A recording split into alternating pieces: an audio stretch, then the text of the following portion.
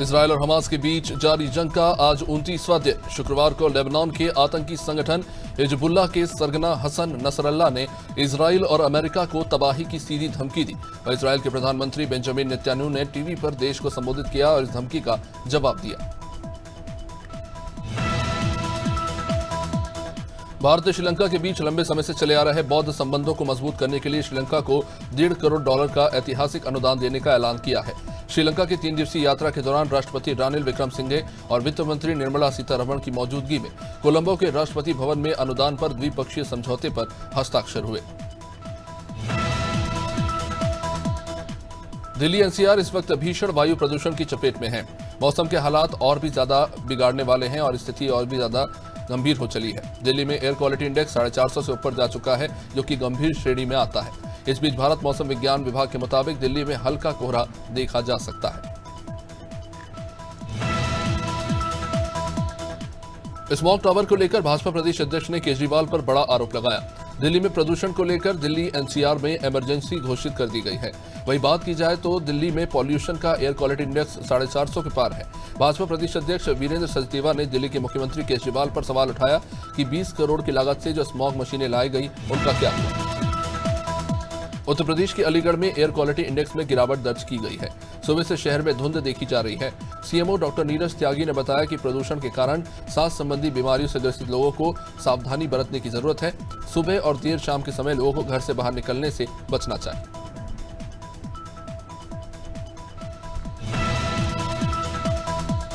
नेपाल में भूकंप ने तबाही मचाई। रेस्क्यू कार्य अभी भी जारी है। नेपाल के प्रधानमंत्री पुष्पकमल दहल प्रचंड ने जाजरकोट पहुंचकर भूकंप से प्रभावित लोगों से मुलाकात की। बता दें कि भूकंप का केंद्र काठमांडू से 331 किलोमीटर उत्तर पश्चिम में 10 किलोमीटर जमीन के नीचे पाया गया।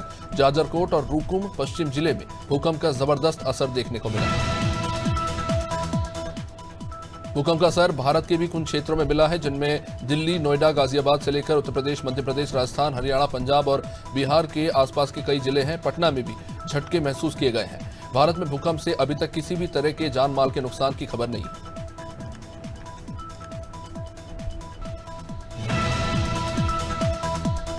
गाड़वाड़ा में पत्रकार वार्ता आयोजित की गई। जहां विभागीय अधिकारी और रिटर्निंग अधिकारी कलावती बयारे ने पत्रकारों को विधानसभा की तैयारियों की जानकारी दी। साथ ही उन्होंने बताया कि 17 नवंबर को सुबह 7 बजे से शाम 6 बजे तक मतदान होगा। बैठक में सभी प्रशासनिक अधिकारी समेत पत्रकार मौजूद रहे।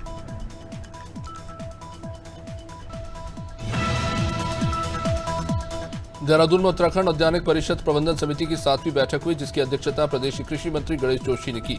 इस दौरान मंत्री गणेश जोशी ने बताया कि बैठक में परिषद की पिछले साल की आय व्यय विवरण पत्र प्रस्तुत करने के साथ कई एजेंडों पर चर्चा की गई। साथ ही साथ उद्यान विभाग को पेपर रहित बनाने और औद्यानिक आंकड़ों को डिजिटाइजेशन किए जाने के लिए चर्चा हुई।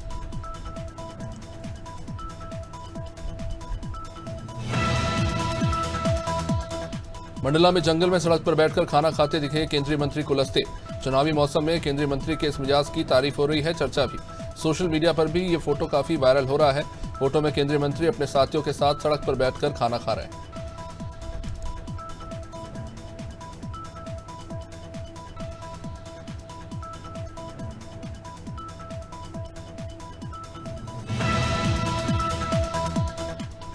हेमवती नंदन बहुगुणा चिकित्सा शिक्षा विश्वविद्यालय ने कैंसर जागरूकता और रोकथाम को लेकर सेमिनार आयोजित किया।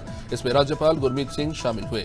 इस दौरान सुभारती कैंसर प्रबंधन संस्थान के निदेशक डॉक्टर अनुराग श्रीवास्तव ने कैंसर के बारे में महत्वपूर्ण जानकारियां दी। उन्होंने बताया कि अगर शुरुआत में ये पता चल जाए तो किसी भी प्रकार के कैंसर का इलाज संभव है। भदोही पुलिस ने वाहन चेकिंग के दौरान एक तस्कर को 3 क्विंटल 2 किलो गांजे के साथ गिरफ्तार किया। जब्त किए गए गांजे की कीमत करीब 40 लाख रुपए आंकी गई है। मामला ऊंच थाना क्षेत्र का है, जहां पुलिस ने चेकिंग के दौरान एक ट्रक की तलाशी ली और उसमें से 10 बोरियों में करीब 3 क्विंटल से ज्यादा गांजा पकड़ा। इस दौरान पुलिस ने एक तस्कर को भी गिरफ्तार किया। मैनपुरी के 13 गांव की बिजली काट दी गई है, जिससे नाराज किसानों ने बिजली घर का घेराव किया। साथ ही किसान अनिश्चितकालीन धरने पर बैठ गए हैं। किसानों के साथ साथ महिलाओं ने भी धरना प्रदर्शन शुरू कर दिया। किसानों ने बिजली विभाग के खिलाफ जमकर मुर्दाबाद के नारे लगाए। इनका आरोप है कि बिजली बिल जमा होने के बावजूद उनके गांव की बिजली काट दी गई। मथुरा में क्लोरीन गैस लीक होने से नर्सिंग छात्रावास की करीब आधा दर्जन छात्राओं की तबीयत बिगड़ गई। इसके बाद आनन फानन में इन छात्राओं को अस्पताल में भर्ती कराना पड़ा। मुख्य चिकित्सा अधिकारी के कार्यालय के कैंपस में क्लोरीन गैस का गोदाम बना हुआ है और यहीं से क्लोरीन गैस का रिसाव हुआ। बताया जा रहा है कि पिछले 2 दिनों से क्लोरीन गैस गोदाम से गैस लीक होता रहा। इसकी शिकायत भी की गई, लेकिन कोई कार्रवाई हुई नहीं। खबर देवरिया से, जहां सलेमपुर में उदौली गांव में एक पति ने घरेलू विवाद के चलते अपनी ही पत्नी की गोली मार दी। इसके बाद घायल महिला को जिला अस्पताल में भर्ती कराया गया और उसे बाद में गंभीर अस्पताल में गोरखपुर मेडिकल कॉलेज रेफर किया गया। अस्पताल में भर्ती महिला ने वीडियो जारी करके मुख्यमंत्री योगी से गुहार लगाई है। गया में हजारों की संख्या में आंगनवाड़ी सेविका और सहायिकाओं ने अपनी वेतन बढ़ाने को लेकर गया के गांधी मैदान में जबरदस्त प्रदर्शन किया। धरने का आयोजन बिहार राज्य संघर्ष समिति आंगनबाड़ी संघ के बैनर तले किया गया। प्रदर्शनकारियों ने सरकार से अपनी मांगों को पूरा करने की मांग दोहराई है। साथ ही मांग पूरी न होने पर आंदोलन करने की चेतावनी दी है। हरदा में मतदाता जागरूकता कार्यक्रम स्वीप संध्या संपन्न हुआ। जिले में विधानसभा निर्वाचन को ध्यान में रखते हुए इन दिनों मतदाताओं को जागरूक किया जा रहा है और इसी को लेकर शुक्रवार शाम को उत्कृष्ट विद्यालय में स्वीप संध्या कार्यक्रम आयोजित किया गया, जहां पर लोगों को मतदान के बारे में और उससे जुड़ी हुई विस्तृत जानकारियां अधिकारियों के द्वारा दी गई। लखनऊ में आगामी त्योहारों को लेकर सुरक्षा के मद्देनजर डीसीपी पश्चिम राहुल राज ने सुरक्षा व्यवस्था को लेकर पैदल गश्त किया। इस दौरान भारी पुलिस बल के साथ दुबग्गा बालागंज क्षेत्र में पैदल मार्च किया गया और वहां पर कार्रवाई के कड़े निर्देश पुलिस के द्वारा दिए गए।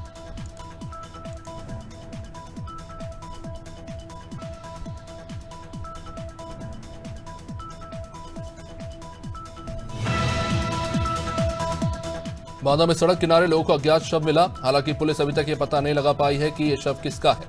ये मामला देहात कोतवाली के बिसंडा रोड में आने वाले भिम्मापुरवा गांव के पास का, जहां पुलिस ने शव को फिलहाल मोर्चरी में भिजवा दिया है और जो शव है उसकी पहचान करने की कोशिश हो रही है।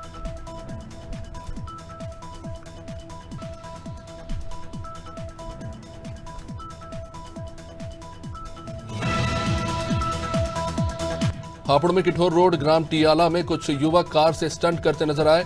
उत्तर प्रदेश के जिला हापुड़ में किठौर रोड पर कार से स्टंट किया जा रहा था। सीधे तौर पर यहां पर यातायात नियमों की खुलेआम धज्जियां उड़ाई गई। इस तरह के ट्रेंड अपने साथ में दूसरे राहगीरों के लिए भी खतरा बन सकते हैं। कानपुर के कलेक्टरगंज थाना क्षेत्र के नयागंज बाजार में अज्ञात चोरों ने एक कत्था व्यवसायी की दुकान का ताला तोड़कर लाखों रुपए के माल पर हाथ साफ कर दिया। इसका दुकानदारों को खासा नुकसान हुआ है। दुकानदार ने जब बाद में दुकान खोली तो उसे चोरी का पता चला।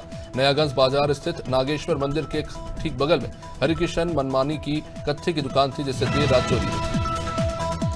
भदोही में पूर्व एमएलए विजय मिश्र की कोर्ट में पेशी हुई। गायिका के साथ बलात्कार के मामले में विजय मिश्र कोर्ट में पेश हुए थे। इसमें विधायक को दोषी पाया गया है। पूर्व विधायक के बेटे विष्णु मिश्र और नाती विकास मिश्र को हालांकि बरी कर दिया गया। एमपी एमएलए कोर्ट में फैसला सुनाया गया। अब सजा के बिंदु पर कोर्ट में सुनवाई होगी।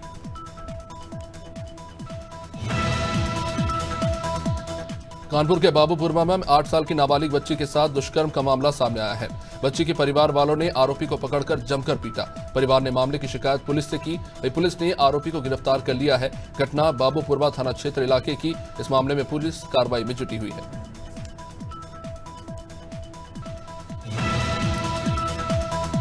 प्रयागराज में दर्जनों लोगों ने मिलकर एक युवक को जमकर पीटा। दबंगों ने पीड़ित युवक के घर से 50,000 और सोने की चेन भी लूट ली। पीड़ित ने दबंगों पर आरोप लगाए हैं। फूलपुर कोतवाली क्षेत्र में सरेआम उसको बुरी तरह से पीटा गया। मामला जमीन विवाद से जुड़ा हुआ बताया जा रहा है। पीड़ित युवक का आरोप है कि शिकायत के बावजूद भी फूलपुर पुलिस कार्रवाई नहीं कर रही। सहारनपुर में 5 लाख की सुपारी देकर साली की हत्या करने वाले जीजा के साथ पुलिस ने कुल 6 लोगों को गिरफ्तार किया। साली से अवैध संबंध बनाने के बाद उससे निकाह करने की जिद पड़े जीजा ने साली की ही हत्या कर दी। इसके बाद जीजा ने हत्या की वारदात को अंजाम दिया। दरअसल घरवालों ने रिश्ता तय किया था, लेकिन जीजा ने उसमें अड़ंगा लगाया।